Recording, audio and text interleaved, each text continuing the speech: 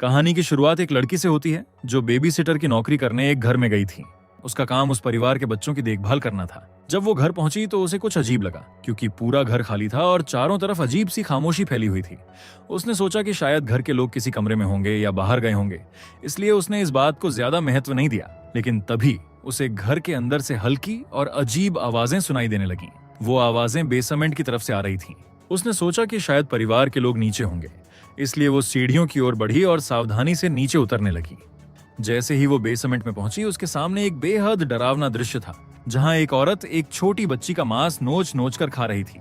ये नजारा इतना भयानक था कि लड़की बुरी तरह डर गई और वहां से भागने लगी ताकि किसी तरह अपनी जान बचाया जा सके। लेकिन उस खतरनाक औरत ने उसे देख लिया था और उसी समय एक आदमी वहां आ गया। उसने जल्दी से दरवाजा बंद कर दिया, जिससे लड़की के पास बाहर जाने का कोई रास्ता नहीं बचा। और ठीक उसी डरावने पल पर सीन कट हो गया। इसके बाद कहानी में एक नया किरदार दिखाया गया, जिसका नाम बेन था। वो अपने छोटे भाई के साथ अपने पिता के घर आया था। दरअसल उसके माता पिता का तलाक हो चुका था और दोनों अलग अलग जगह रहते थे। इसी वजह से बेन अक्सर अपने छोटे भाई के साथ अपने पिता के पास आता जाता रहता था। उसके पिता एक फैक्ट्री में काम करते थे। कंपनी में उनका ऊंचा पद था और वो चाहते थे कि आगे चलकर बेन भी उसी फैक्ट्री में काम संभाले। लेकिन इसी दौरान बेन ने देखा कि उनके बगल वाले घर में एक नया परिवार आकर रहने लगा था। उस घर में एक पति पत्नी और उनके 2 बच्चे थे। नया परिवार थोड़ा रहस्यमय लग रहा था, इसलिए बेन की नजर अक्सर उनकी तरफ चली जाती थी। कुछ समय बाद उसके पिता की पहचान की वजह से बेन को उसी कंपनी के एक शिपमेंट विभाग में नौकरी मिल गई। काम के दौरान उसकी एक सहकर्मी से मुलाकात हुई, जिसका नाम मेलेरी था। वो उसी के साथ काम करती थी, इसलिए दोनों का अक्सर आमना सामना हो जाता था। शुरुआत में उनकी बातचीत सिर्फ काम तक सीमित थी, लेकिन धीरे धीरे वे एक दूसरे से खुलकर बात करने लगे। समय के साथ उनकी समझ और मेल जोल बढ़ता गया और देखते ही देखते उनकी अच्छी दोस्ती हो गई। दूसरी ओर जंगल के पास हमें एक औरत दिखाई दी, जिसका नाम एबी था। वो अपने छोटे बेटे के साथ सफर कर रही थी। दरअसल ये वही लोग हैं जो बेन के पिता के घर के बगल में आकर रहने लगा था।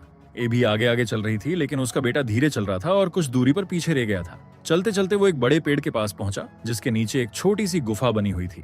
तभी उसे उस गुफा के अंदर से अजीब आवाजें सुनाई देने लगीं। आवाज ऐसी थी जैसे कोई उसकी माँ की आवाज में उसे पुकार रहा हो। वो हैरान होकर गुफा के पास गया। तभी उसने देखा कि पेड़ के तने पर एक त्रिकोण का निशान बना हुआ था। उसे ये अजीब लगा, इसलिए उसने अपने कैमरा से उस निशान की तस्वीर खींच ली। तभी एबी उसे ढूंढते हुए वहां पहुंची और उसे अपने साथ घर ले आई। घर पहुंचने पर एबी अपने साथ एक मरा हुआ हिरण भी लाई थी। उसे देखकर उसके पति ने हैरानी से पूछा कि वो इसे घर क्यों लेकर आई है। तब एबी ने शांत होकर बताया कि रास्ते में उनकी गाड़ी से एक हिरण टकरा गया था। टक्कर इतनी जोरदार थी कि उसकी मौके पर ही मौत हो गई। एबी ने समझाया कि चूंकि हिरण पहले ही मर चुका था और उसे अब बचाया नहीं जा सकता था, इसलिए उसने सोचा कि उसे यूं ही सड़क पर छोड़ने से बेहतर है कि वे उसे घर ले आए और उसका सही इस्तेमाल कर लें। इसके बाद उसने हिरण को काटना शुरू कर दिया, लेकिन जैसे ही उसने हिरण का पेट खोला, उसके अंदर के अंग बाहर गिरने लगे थे। वो दृश्य बहुत ही गंदा और डरावना था। ये सब देखकर एबी घबरा गई और वो ये सब सहन नहीं कर पाई। आखिर में उसने अपना इरादा बदल दिया और हिरण के शव को घर के बाहर फेंक दिया, जहां वो पूरी रात वैसे ही पड़ा रहा। लेकिन रात गहराने के बाद एक अजीब और डरावनी घटना हुई। बाहर पड़े उसी हिरण के शव के अंदर से कोई हरकत होने लगी। तब अचानक उसके शरीर को अंदर से कुछ फाड़ने लगा और एक अजीब जीव उसके शरीर को चीर कर बाहर निकल आया। उस जीव के 2 हाथ और 2 पैर थे, लेकिन उसका रूप इंसान जैसा नहीं था। उसका शरीर टेढ़ा मेढ़ा और बेहद डरावना था। वो जमीन पर रेंगता हुआ धीरे धीरे परिवार के अपार्टमेंट की ओर बढ़ने लगा था। उसी समय बेन की नींद खुल गई, क्योंकि उसे बाहर से कुछ अजीब आवाजें सुनाई दी थीं। वो उठा और खिड़की से बाहर झांक कर देखने लगा। उसे एबी के घर के पास कुछ हलचल दिखाई दी। सच्चाई जानने के लिए वो टॉर्च लेकर बाहर चला गया। वो धीरे धीरे उस जगह तक पहुंचा, लेकिन वहां पहुंचकर उसे कुछ भी साफ दिखाई नहीं दिया। तभी एबी का पति भी जाग गया। उसने बेन को बोला कि शायद कोई छोटा जानवर रहा होगा, जिसकी वजह से आवाजें आई होंगी। ये सुनकर बेन वापस अपने घर की ओर लौटने लगा, लेकिन जैसे ही वह मुड़कर घर की तरफ जाने लगा, हमें अंधेरे में वही खतरनाक जीव खड़ा उसे घूरता हुआ दिखाई दिया। वो कुछ पल तक वहीं खड़ा रहा और फिर अचानक गायब हो गया, जैसे वो कभी वहां था ही नहीं। फिर अगले दिन एबी अपने सबसे छोटे बेटे को लेकर बगीचे में गई। वहां पहुंचकर उसने देखा कि सारे फूल और पौधे मुरझा चुके थे। ऐसा लग रहा था जैसे किसी बुरी चीज का असर पूरे बगीचे पर पड़ गया हो। ये देखकर वो घबरा गई। उसी समय उसे महसूस हुआ कि नीचे की पगडंडी से कोई उन्हें देख रहा है। उसने इधर उधर नजर दौड़ाई, लेकिन उसे साफ कुछ दिखाई नहीं दिया। इसी बीच बेन नदी के किनारे गया था। वहीं उसके पिता एक दूसरी औरत से मिले थे और उसके साथ नई जिंदगी शुरू करना चाहते थे। उसके पिता चाहते थे कि बेन उस औरत से मिले और उसे स्वीकार करे, लेकिन बेन को इसमें कोई दिलचस्पी नहीं थी, क्योंकि उसे लगता था कि उसके पिता ने उसकी माँ को उसी औरत की वजह से छोड़ दिया था। फिर भी उसके पिता ने उसकी मर्जी के बिना उस औरत के साथ रात के खाने की योजना बना ली थी, लेकिन बेन ने इस बात में कोई रुचि नहीं दिखाई। वो घर पर रुकने के बजाय मेलेरी के साथ उसके दोस्तों की पार्टी में चला गया। वहां सबने मिलकर अच्छा समय बिताया। उस दौरान बेन को मेलेरी के साथ समय बिताना अच्छा लगने लगा और वो कुछ समय के लिए अपनी परेशानियां भूल गया। इसी बीच एबी के घर में उसका नवजात बच्चा पालने में सो रहा था। रात गहरी हो चुकी थी। तभी पालने के पास एक परछाई जैसी आकृति दिखाई दी। उसका चेहरा साफ नहीं दिख रहा था, बस उसकी चमकती हुई आंखें अंधेरे में नजर आ रही थीं। उसी समय एबी की नींद खुल गई। उसने कमरे में हलचल महसूस की और वो तुरंत अपने छोटे बेटे को देखने दौड़ी, लेकिन जब उसने पालने की ओर देखा तो बच्चा वहां नहीं था। ये देखकर वो बुरी तरह घबरा गई, लेकिन तभी वो साया अचानक उस पर टूट पड़ा। उसने एबी को पकड़ लिया और उसे घसीटते हुए अंधेरे में किसी अनजान जगह ले गया। इसी दौरान बेन घर लौट रहा था। रास्ते में उसने दूर से देखा कि एबी अपने बेटे को गोद में लिए जंगल की तरफ जा रही है। ये देखकर उसे कुछ अजीब लगा, इसलिए वो उसके पीछे जाने ही वाला था कि तभी उसके पिता वहां पहुंच गया। वो बहुत गुस्से में थे। उसने बेन को पकड़कर घर के अंदर खींच लिया और उसे डांटना शुरू कर दिया। उसने उससे पूछा कि जब उसने उसके लिए डिनर तय किया था तो वो वहां क्यों नहीं आया था। बेन ने साफ शब्दों में कह दिया कि वो उस औरत से नहीं मिलना चाहता जिसने उसके माता पिता को अलग कर दिया है। ये बात उस औरत ने भी सुन ली और अपमानित महसूस करते हुए वहां से चली गई। अगली सुबह एबी का बड़ा बेटा अपनी माँ को देखने उसके कमरे में गया, लेकिन वहां उसने जो देखा वो बहुत अजीब और डरावना था, क्योंकि एबी अपने ही कपड़े फाड़ रही थी। ये देखकर उसका बेटा बुरी तरह डर गया। उस समय उसका पिता घर पर नहीं था, इसलिए वो सीधे बेन के घर की तरफ भाग गया। जब बेन ने उसे अपने घर के अंदर देखा तो वो हैरान रह गया। उसने उसे पूछा कि वो यहाँ क्यों आया है। लड़का बहुत डरा हुआ था। उसने बताया कि वो अपने घर वापस नहीं जाना चाहता है क्योंकि उसे अपनी माँ से डर लग रहा है। तभी एबी भी वहां पहुंच गई। उसके चेहरे पर कोई भाव नहीं था। वो बिल्कुल शांत दिख रही थी, लेकिन उसकी आंखों में अजीब ठंडापन था। ऐसा लग रहा था जैसे वो अपने बेटे को प्यार से वापस ले जाने नहीं, बल्कि किसी और इरादे से आई हो। अब हालात को समझते हुए बेन ने तुरंत झूठ बोल दिया कि उसका बेटा उसके घर में नहीं है, लेकिन एबी को यकीन था कि उसका बेटा यही छिपा हुआ है, इसलिए वो जबरदस्ती घर के अंदर घुसने की कोशिश करने लगी। तभी उसका पति भी वहां आ गया। जैसे ही लड़के ने अपने पिता की आवाज सुनी, वो अंदर से दौड़कर बाहर आया और सीधे अपने पिता के पास चला गया। ये देखकर एबी अचानक शांत हो गई। उसने कोई हंगामा नहीं किया और बिना कुछ कहे अपने पति और बेटे के साथ चुपचाप वापस घर लौट गई। लेकिन इस घटना के बाद बेन के मन में उसके लिए शक पैदा हो गया। उसे महसूस हुआ कि उस परिवार में कुछ गंभीर गड़बड़ चल रही है। इसी वजह से बेन ने तय किया कि वो उन पर नजर रखेगा। शुरुआत में सब कुछ नॉर्मल दिखाई दे रहा था। घर के बाहर से सब ठीक लगता था, लेकिन कुछ ही दिनों में एबी का व्यवहार दिन ब दिन और अजीब होता जा रहा था। उसकी त्वचा पर अजीब निशान उभरने लगे और उसका चेहरा पहले से ज्यादा डरावना दिखने लगा। उसे देखकर ऐसा लग रहा था जैसे उसके अंदर कोई बुरी शक्ति आ गई हो। इसी बीच बेन नदी के किनारे मेलेरी से मिला। वहां स्कूल के कई बच्चे एक एक्टिविटी के लिए इकट्ठा हुए थे। बेन को पता था कि एबी का बेटा भी इस एक्टिविटी में आने वाला है। वो चाहता था कि एबी का बेटा वहां जरूर आए, ताकि वो उससे दोबारा बात कर सके और उनके परिवार में चल रही सच्चाई को समझ पाए। लेकिन काफी देर तक इंतजार करने के बाद भी जब वो वहां नहीं पहुंचा तो बेन की चिंता बढ़ने लगी। उसे महसूस होने लगा कि कहीं कुछ गड़बड़ तो नहीं है। ये सोचकर वो सीधे एबी के घर पहुंच गया। उसने दरवाजा खटखटाया। कुछ देर बाद एबी के पति ने दरवाजा खोला। बेन ने उनके बेटे के बारे में पूछा तो एबी के पति ने अनजान बनते हुए कहा कि उनका बेटा घर पर ही है और बीमार है, इसलिए वो उस एक्टिविटी में शामिल नहीं हो पाया। लेकिन उसकी बात सुनकर बेन को बिल्कुल संतोष नहीं हुआ। उसे लगा कि वो कुछ छिपा रहा है। तब एबी के पति ने उसे वहां से जाने के लिए कहा और दरवाजा बंद कर दिया। अब बेन और भी उलझन में पड़ गया। तभी उसकी नजर जमीन पर पड़े कुछ अजीब निशानों पर पड़ी। वे त्रिकोण के आकार के निशान थे, बिल्कुल वैसे ही जैसे एबी के बेटे ने जंगल में पेड़ के तने पर देखे थे। ये देखकर बेन को यकीन होने लगा कि इन सब घटनाओं के पीछे कोई गहरा रहस्य छिपा हुआ है। ये सब समझने के बाद वो घर लौट आया। वहां पहुंचकर उसने उन निशानों के बारे में इंटरनेट पर खोज करना शुरू किया। काफी जानकारी इकट्ठा करने के बाद उसे पता चला कि ये निशान एक खतरनाक दानव से जुड़े हुए हैं। कहानी के अनुसार वो दानव घने जंगल में एक पुराने पेड़ के नीचे रहता है। जो भी उसके इलाके में जाता है वो उसका शिकार बन सकता है। कहानी के अनुसार वो दानव किसी भी इंसान के शरीर में प्रवेश कर सकता है और उसे अंदर से नियंत्रित कर सकता है। बाहर से व्यक्ति बिल्कुल नॉर्मल दिखाई देता है, लेकिन अंदर से वो पूरी तरह उस दानव के वश में होता है। वो खास तौर पर बच्चों को निशाना बनाता है।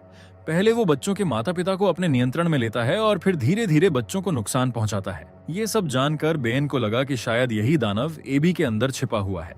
अब उसे समझ आ गया कि हालात बहुत सीरियस हो गए हैं, लेकिन वो ये बात पुलिस को नहीं बता सकता था क्योंकि बिना सबूत के कोई भी उसकी बात पर विश्वास नहीं करता। इसलिए उसने सारी बात मेलेरी को बताई। मेलेरी ने उसकी बात ध्यान से सुनी और उस पर विश्वास भी किया। हालांकि उसने ये तय किया कि वे घबराने के बजाय शांत दिमाग से काम लेंगे। फिर दोनों ने मिलकर फैसला किया कि वे एबी और उसके परिवार पर नजर रखेंगे। तब बेन ने देखा कि एबी चुपके से बेसमेंट से बाहर आ रही है।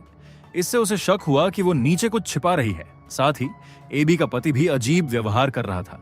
उसका स्वभाव बदलता जा रहा था, जिससे बेन की चिंता और बढ़ गई। तब मेलेरी ने एक योजना सुझाई। उसने कहा कि वे एक पर्ची लिखकर उनके घर के पास छोड़ दें, जिसमें यह लिखा हो कि उन्हें बेसमेंट की सच्चाई पता है। जब एबी के पति ने वो पर्ची देखी तो वो घबरा गया और तुरंत एबी को बताने चला गया। लेकिन जैसे ही एबी के अंदर छिपे दानव को इस बात का पता चला, उसने उसके कान में कुछ फुसफुसाया और उसके तुरंत बाद एबी के पति के कानों से खून बहने लगा। वो ठीक से चल भी नहीं पा रहा था और उसका स्वभाव अचानक बहुत आक्रामक हो गए, जैसे अब वो भी पूरी तरह उस बुरी शक्ति के नियंत्रण में आ चुका हो। अब बेन और मेलेरी दूर से ही सब कुछ देख रहे थे। वे समझ नहीं पा रहे थे कि अगला कदम क्या होगा। लेकिन एक दिन बेन ने देखा कि एबी लाल कपड़े पहनकर बेसमेंट से बाहर निकली और सीधे जंगल की तरफ चली गई। उसे लगा कि यही सही मौका है। ये समझकर बेन चुपके से उनके घर के अंदर घुस गया और सीधे बेसमेंट में पहुंच गया। बेसमेंट का दृश्य देखकर वो दंग रह गया, क्योंकि चारों तरफ जानवरों की हड्डियां बिखरी पड़ी थीं। जमीन पर अजीब तरह की संरचनाएं बनी हुई थीं, जो किसी खतरनाक अनुष्ठान का हिस्सा लग रही थीं। पूरा माहौल डरावना और सड़ा हुआ था। तभी उसकी नजर दीवार पर लगी एक फोटो पर पड़ी। उस फोटो में एबी के बेटे की तस्वीर थी और उसके ऊपर क्रॉस का निशान बना हुआ था। ये देखकर उसे समझ आ गया कि जिस व्यक्ति की तस्वीर पर यह निशान बनता है वही अगला शिकार होता है। उसी पल उसके मन में यह ख्याल आया कि शायद एबी ने अपने ही बेटे को मार डाला है। लेकिन असली झटका उसे तब लगा जब उसने एक और फोटो देखी। उस फोटो में मेलेरी और उसकी बहनें थीं। तस्वीर में मेलेरी की सबसे छोटी बहन के ऊपर भी क्रॉस का निशान बना हुआ था। इसका मतलब साफ था कि अगला निशाना मेलेरी का परिवार था। ये देखकर बेन बुरी तरह डर गया और तुरंत मेलेरी की छोटी बहन को बचाने के लिए दौड़ पड़ा। लेकिन तब तक एबी के अंदर मौजूद दानव वहां पहुंच चुका था और वो मेलेरी की छोटी बहन को पकड़कर जंगल की तरफ ले जा रहा था। वे दोनों उसी पेड़ के नीचे बनी गुफा की ओर बढ़ रहे थे, जहां पहले भी अजीब घटनाएं हुई थीं। बेन उनके पीछे पीछे गुफा तक पहुंचा और उसने लड़की को बचाने की कोशिश की, लेकिन तभी दानव ने उसे भी अंदर खींचने की कोशिश की। बेन ने पूरी ताकत लगाकर लड़की को पकड़कर बाहर खींचना चाहा, लेकिन दानव की शक्ति उससे कहीं ज्यादा थी और आखिर में दानव ने मेलेरी की बहन को गुफा के अंदर खींच लिया। तब बेन पीछे की ओर गिर पड़ा और उसका सिर एक पत्थर से टकरा गया। जोरदार चोट लगने की वजह से वो वहीं बेहोश हो गया। कुछ समय बाद जब उसे होश आया तब तक रात हो चुकी थी। उसका सिर दर्द से फटा जा रहा था। वो किसी तरह उठकर लड़खड़ाता हुआ घर की ओर चला गया। घर पहुंचते ही उसने देखा कि वहां कई पुलिस वाले खड़े थे और उसके पिता से पूछताछ कर रहे थे। दरअसल एबी ने पुलिस में शिकायत की थी कि बेन उसके परिवार पर नजर रख रहा था। हालांकि उसके पिता ने पुलिस को समझा दिया था कि मामला इतना गंभीर नहीं है। उसने कहा कि यह सिर्फ पड़ोसियों के बीच की गलतफहमी है। इसी वजह से पुलिस ने बेन से ज्यादा पूछताछ नहीं की और वहां से चली गई। पुलिस के जाते ही उसके पिता का गुस्सा फूट पड़ा। उसने बेन को बुरी तरह डांटा। बेन ने उन्हें समझाने की कोशिश की थी कि एबी के परिवार में कुछ बहुत गलत हो रहा है, लेकिन उसके पिता ने उसकी एक भी बात पर विश्वास नहीं किया। उसी दौरान बेन की नजर उसके पिता की प्रेमिका पर पड़ी, जो अब उनके साथ रह रही थी। उसने देखा कि जहां जहां वो औरत गुजरती थी वहां के फूल मुरझा जाते थे। ये देखकर वो चौंक गया। तब बेन को समझ में आने लगा कि दानव ने उसके पिता की प्रेमिका के शरीर पर भी कब्जा कर लिया है। ये सोचकर उसके मन में डर बैठ गया, क्योंकि अगर ऐसा था तो उसके पिता भी बड़े खतरे में थे। उधर दानव को भी ये आभास हो गया कि बेन सच्चाई जान चुका है, इसलिए उसी औरत के जरिए उसने बेन पर चाकू से हमला करवाया। अचानक हुए इस हमले से बेन चौंक गया, लेकिन उसने भी पास पड़ा चाकू उठाकर अपना बचाव किया।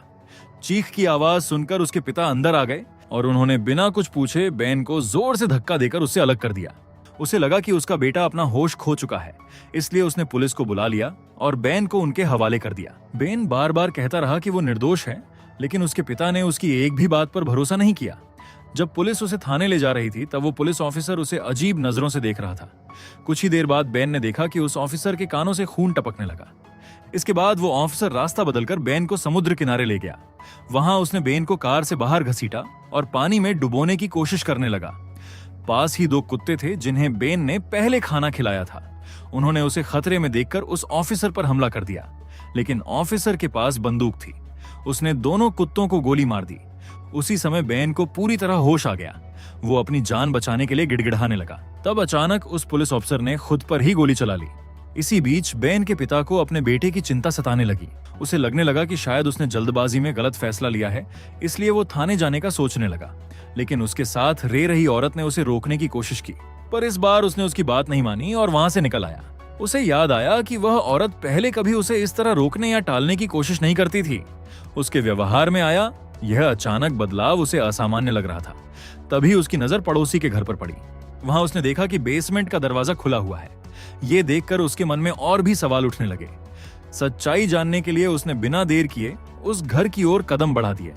अंदर पहुंचकर जो दृश्य उसने देखा वो बेहद डरावना था, क्योंकि वहां एबी के पति की लाश पड़ी थी। पास ही एबी का भी निर्जीव शरीर पड़ा था। ऐसा लग रहा था कि दानव उसके शरीर को छोड़ चुका था। वो और कुछ समझ पाता उससे पहले ही वो औरत, जो अब पूरी तरह दानव के नियंत्रण में थी, उन पर टूट पड़ी। उसने उसे चाकू मारा और दूर फेंक दिया। उसी समय बैन वहां पहुंच गया और उसने पुलिस वाले की बंदूक से औरत पर गोली चला दी। गोली लगते ही दानव उसका शरीर छोड़ने लगा, लेकिन उसे जिंदा रहने के लिए नया शरीर चाहिए था, इसलिए वो जंगल की ओर भाग गया। जैसे ही बैन ने अपने घायल पिता को गाड़ी में बैठाया, उसे अचानक याद आया कि उसने पूरे दिन अपने छोटे भाई को नहीं देखा था। ये सोचते ही उसके दिल की धड़कन तेज हो गई। उसे समझ आ गया कि दानव ने शायद उसे भी पकड़ लिया है। घबराहट में उसने तुरंत मेलेरी को फोन किया और उसे जंगल की ओर आने को कहा। कुछ ही देर में दोनों उसी पेड़ के नीचे वाली गुफा तक पहुंच गए, जहां पहले भी अजीब घटनाएं हुई थीं। बैन को पूरा यकीन था कि दानव ने बच्चों को यहीं छिपा रखा है। अब हालत की गंभीरता को समझते हुए उसने मेलेरी से कहा कि वो आग लगाने का सामान तैयार रखे। उसने साफ कहा कि अगर वो 10 मिनट के अंदर गुफा से बाहर नहीं आया तो वो पूरी गुफा को आग लगा दे। इसके बाद बेन सावधानी से गुफा के अंदर बढ़ा। अंदर का माहौल बेहद डरावना था। कुछ दूर जाने पर उसे अपना छोटा भाई और मेलेरी की छोटी बहन मिल गए। तभी अचानक दानव सामने आ गया और उस पर झपट पड़ा, लेकिन इस बार बेन के पास बंदूक थी। उसने गोली चलाई, जिससे दानव कुछ पल के लिए पीछे हट गया। उसी मौके का फायदा उठाकर बेन ने दोनों बच्चों को पकड़ा और बाहर की ओर भागा। लेकिन जैसे ही दानव पीछे से उसे पकड़ने वाला था, तभी अचानक बाहर से कार की तेज आवाज सुनाई दी। बेन के पिता कार लेकर सीधे गुफा के मुहाने पर आ पहुंचे, जिससे दानव की बाहर निकलने की कोशिश नाकाम हो गई और वे सब सुरक्षित बच निकले। अगले दिन बेन अपने परिवार के साथ अपनी मां के घर लौट रहा था। उसके पिता ने भी अपनी पूर्व पत्नी के पास वापस जाने का फैसला कर लिया था। जाते जाते मेलेरी ने बेन को विदा करते हुए उसे फूल दिए, लेकिन जब बेन अपने परिवार के पीछे चल रहा था तब उसकी नजर उन फूलों पर पड़ी। उसे एहसास हुआ कि वे असली नहीं बल्कि प्लास्टिक के थे।